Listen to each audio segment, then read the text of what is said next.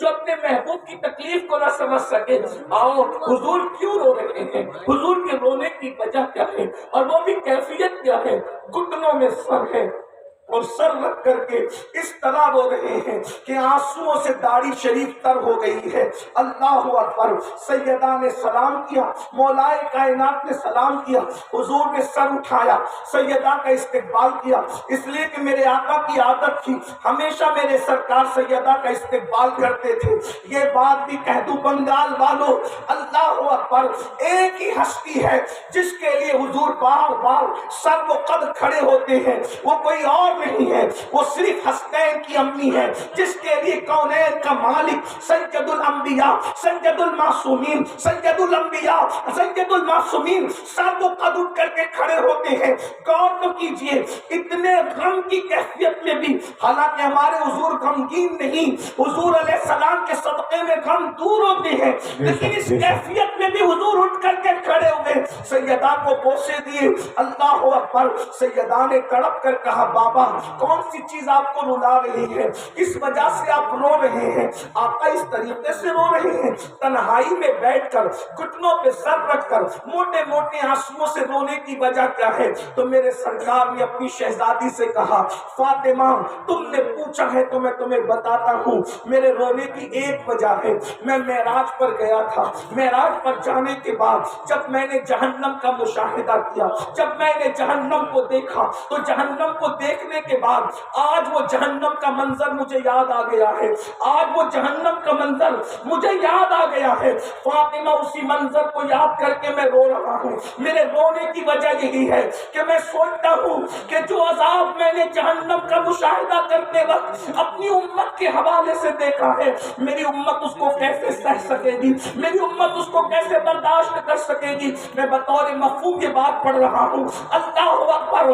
تمہارے میرے رسول جہنم کے اندر امت پر ہوتے ہوئے عذاب کو دیکھ کر کے رو رہے ہیں. میرے بھائیوں, گناہ کر کے تہتہے لگانے والوں, گناہ کر کے ہنسنے والوں, حضور کو جو چیز رلا رہی ہے وہ کیا ہے. اب ذرا دھیان سے سنو. اللہ اکبر. میرے آقا رو رہے ہیں. سیدہ سے کہا میں نے جہنم کا جب مشاہدہ کیا تو میں نے کیا دیکھا. اب ذرا آقا فرما رہے ہیں جو مشاہدہ حضور نے کیا فرما رہے ہیں. فرمایا میں نے جہنم میں کچھ عورتوں کو, پہلے تو فرمایا میں نے سب سے زیادہ جہنم میں جن کو دیکھا وہ دو لوگ ہیں, ایک تو عورتیں ہیں, ایک تو عورتیں ہیں, اور نمبر دو کچھ غریب مرد ہیں, مفلس مرد ہیں. اللہ اکبر. اس کی تشریح اگر نہ کروں تو آپ الجھن میں پڑ جائیں گے. حضور نے غریب مردوں کو کیوں دیکھا؟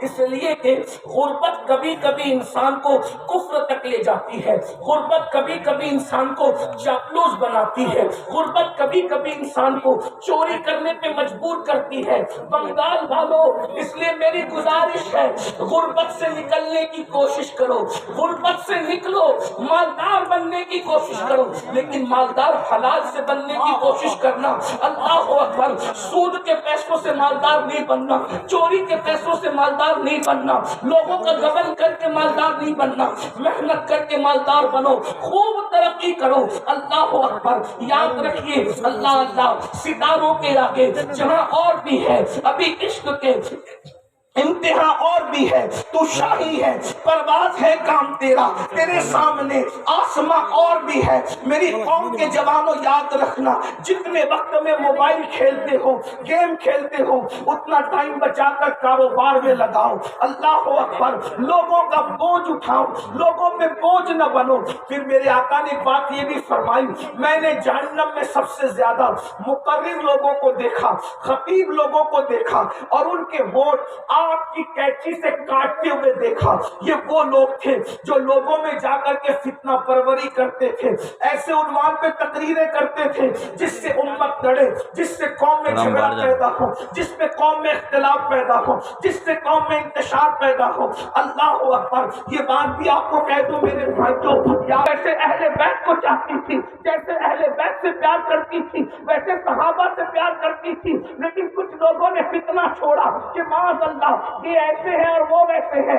یاد رکھنا صحابہ ہماری ایک آنکھ ہے, اہل بیت ہماری دوسری آنکھ ہے. ہم جتنا پیار نبی کی آل سے کرتے ہیں اتنا پیار نبی کے اصحاب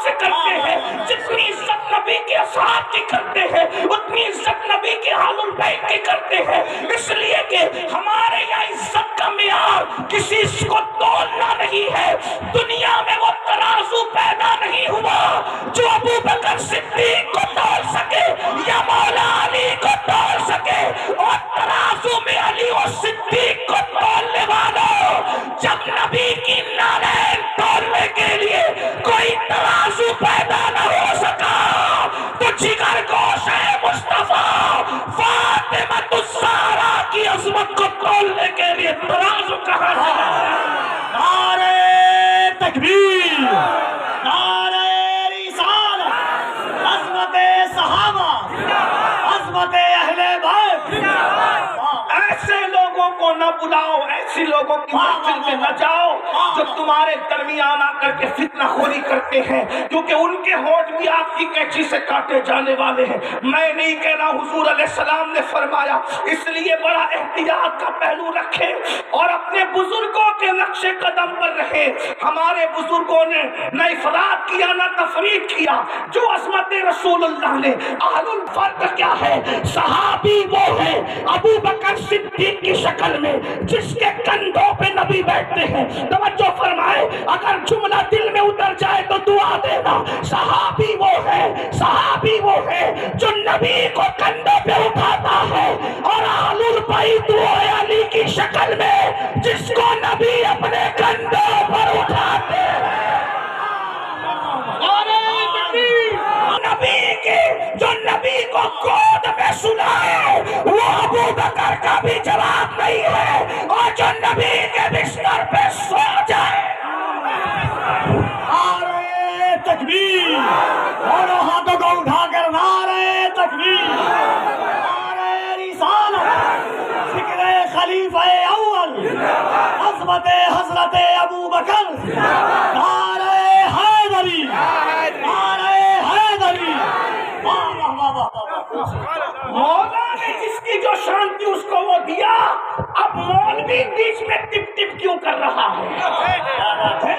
میرے تمہارے کرنے سے کیا؟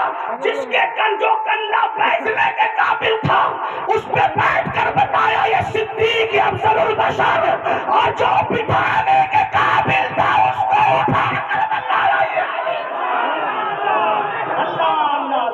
جس کی گود میں سونا تھا اس کی گود میں سو گئے، اور جس کو اپنے بستر پر سلانا تھا اس کو اپنے بستر پر سلانا۔ تقسیم ہو گئی۔ اب اللہ جی آپ کا کوئی کام نہیں۔